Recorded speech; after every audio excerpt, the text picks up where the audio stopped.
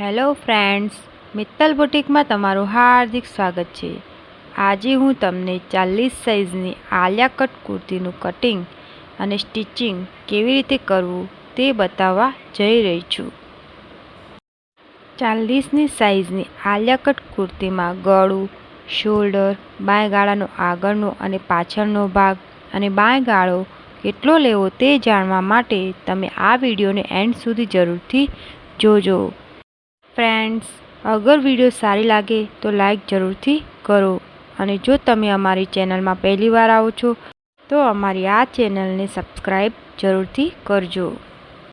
તો ચાલો આપણે વિડીયો શરૂ કરીએ। તો સૌથી પહેલાં કુર્તીનું માપ જોઈ લઈએ। કુર્તીની લંબાઈ 48 લેવી, 48 વત્તા સિલાઈ માટે। સાઇઝ મતલબ ચેસ્ટ 40ની છે, 40નો ચોથો ભાગ વત્તા 1.5 ઇંચ સિલાઈ માટે લેવું। કમર 37 ઇંચ છે તો 37નો ચોથો ભાગ વત્તા 1.5 ઇંચ સિલાઈ માટે લેવું। 40 સાઇઝની કુર્તીમાં જો પાછળનું ગળું 4 ઇંચ હોય તો શોલ્ડર 7.5 એટલે કે 7.5 ઇંચ લેવો, આગળનું ગળું 6 ઇંચ લેવું। હવે બાંયગાળાનો આગળનો ભાગ 6.25 અને પાછળનો ભાગ 7.25 ઇંચ લેવો। ત્યાર પછી બાંયગાળો 5 ઇંચનો ત્રાંસ આપ્યા પછી 7 ઇંચનો લેવો। ચેસ્ટનો ચોથો ભાગ એટલે 40નો ચોથો ભાગ 10 વત્તા 1.5 ઇંચ સિલાઈ માટે લેવું। ત્યાર પછી કમર 37 ઇંચ છે તો 37નો ચોથો ભાગ 9.25 ઇંચ વત્તા 1.5 ઇંચ સિલાઈ માટે લેવું। કુર્તીમાં ચૂડીદાર બાંય બનાવવાની છે તો બાંયની લંબાઈ ટોટલ બાંયની લંબાઈ 22 ઇંચ લેવી વત્તા સિલાઈ માટે લેવું। બાંયની મોરી પહોળાઈ વત્તા 8 ઇંચ સિલાઈ માટે લેવું। 40ની ચેસ્ટમાં બાંયમાં 8 ઇંચ પછી બાંયનો શેપ આપવામાં આવે છે। સૌથી પહેલાં કુર્તીમાં કોઠાનું માપ લેવું। કોઠામાં લંબાઈ 15 ઇંચ છે, 15 ઇંચ લેવી તો 15 ઇંચ વત્તા 1 ઇંચ ઉપર અડધો ઇંચ અને નીચે અડધો ઇંચ સિલાઈ માટે એડ કરવું। ત્યાર પછી આ પ્રમાણે સીધી લાઈન ડ્રો કરવી। શોલ્ડર 7.5 ઇંચ લેવો, 5 ઇંચનો ત્રાંસ લેવો। શોલ્ડરમાં 5 ઇંચનો ત્રાંસ લીધા પછી શોલ્ડર સાઈડનું ગળું 3.25 ઇંચ લેવું। ત્યાર પછી સીધી લાઈન ડ્રો કરી દેવી। હવે બાંયગાળાનું માપ લેવું। શોલ્ડરથી બાંયગાળાનું માપ ત્રાંસ લીધા પછી 7 ઇંચ લેવું। ત્યાર પછી બાંયગાળાનો આગળનો ભાગનું માપ લેવું। તો 40 સાઇઝમાં બાંયગાળાના આગળનો ભાગનું માપ 6.25 ઇંચ લેવું અને પાછળના ભાગનું માપ 7.25 ઇંચ લેવું। ત્યાર પછી આ પ્રમાણે સીધી લાઈન ડ્રો કરી દેવી। 1 ઇંચના અંતર પછી જ બાંયગાળાનું શેપ આપવામાં આવે છે।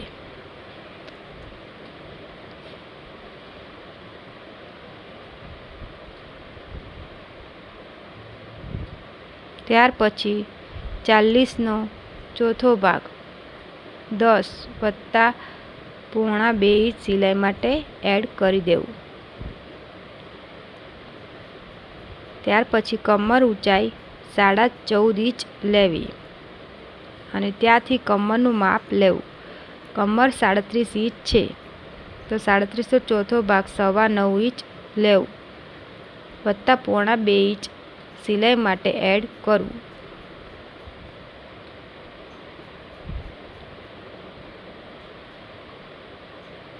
ત્યાર પછી આ પ્રમાણે સીધી લાઈન ડ્રો કરી દેવી।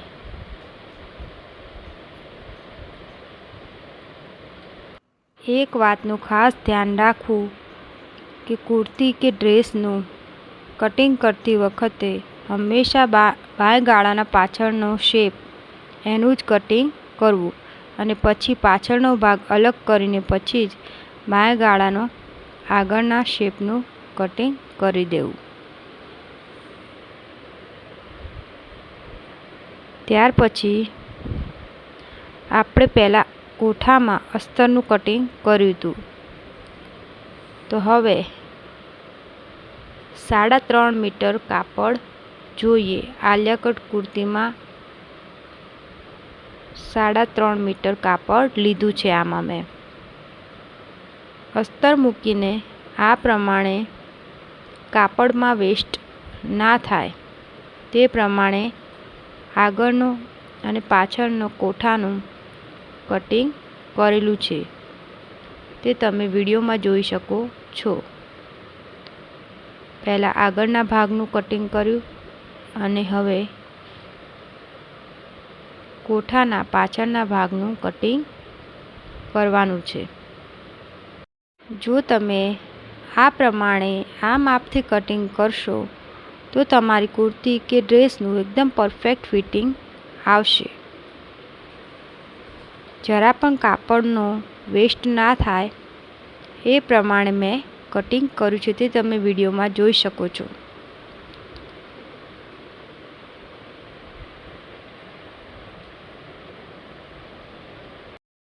કુર્તીમાં સ્લીવ ચૂડીદાર બનાવવાની છે, તો આ પ્રમાણે કાપડ મૂકીને તેને 2 બાજુ ગળી કરવી।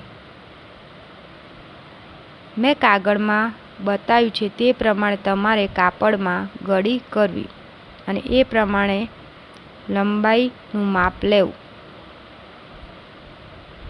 ચૂડીદારમાં હંમેશા પાયજામા હોય કે સ્લીવ હોય એમાં ઉરેફમાં કટિંગ કરવામાં આવે છે। મેં કાપડ કેવી રીતે ગોઠવ્યું છે તે તમે વિડીયોમાં જોઈ શકો છો। કાપડને આ પ્રમાણે ફોલ્ડ કરીને પછી ચૂડીદાર બાયનું કટિંગ કરવું। આ પ્રમાણે સીધી લાઈન ડ્રો કરી દેવી। મોરી પહોળાઈ 8 ઇંચ છે, એટલે 4 + 1.5 ઇંચ સિલાઈ માટે લીધું છે। ત્યાર પછી લંબાઈથી 3.5 ઇંચે નિશાન કરવું। ત્યાંથી 8 ઇંચ પછી બાયનો શેપ આપવો।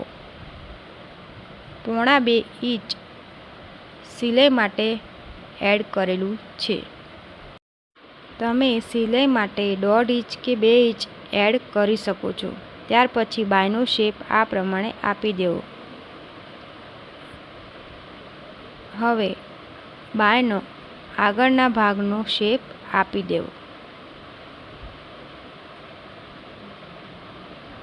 કુર્તીની લંબાઈ 48 ઇંચ છે અને 15 ઇંચનો કોઠો છે।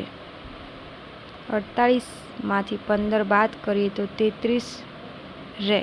33માં 2.5 અઢી ઇંચ ઉમેરવું એટલે કે 35.5 ઇંચ થાય। તો 35.5 ઇંચ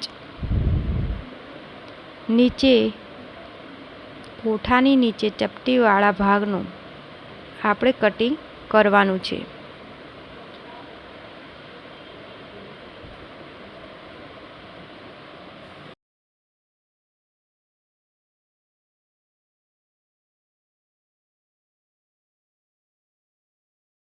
તો આ પ્રમાણે કાપડને ફોલ્ડ કરી દેવું।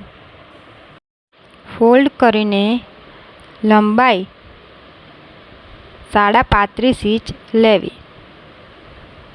આ પ્રમાણે કટિંગ કરી દેવું।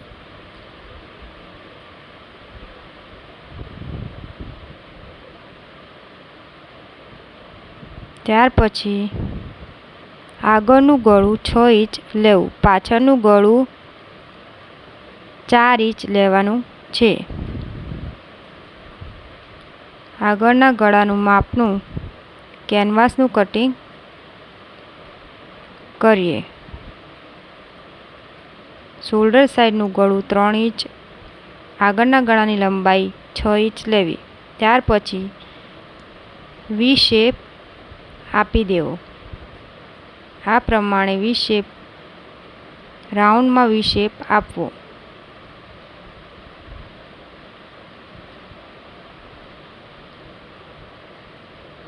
ત્યાર પછી આ પ્રમાણે બીજી બાજુ પણ ડ્રો કરી દેવું. હવે કેનવાસમાં પાછળના ગળાનું માપ લેવાનું છે. તો પાછળના ગળાનું માપ શોલ્ડર સાઈડનું 3.25 ઇંચ અને પાછળના ગળાની લંબાઈ 4 ઇંચ લેવી અને 1 ઇંચના અંતર પછી પાછળના ગળાને ગોળ આકારમાં કાપી લેવું. ત્યાર પછી આ પ્રમાણે પાછળ પણ નિશાન કરી દેવું.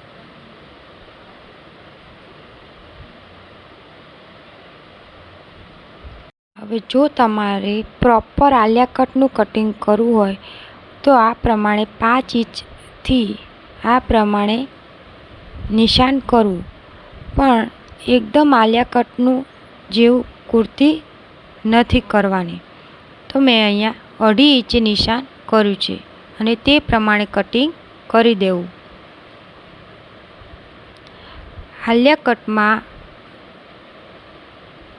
5 ઇંચ પછી આ પ્રમાણે વી શેપમાં નિશાન કરીને તે પ્રમાણે કટિંગ કરવાનું હોય છે.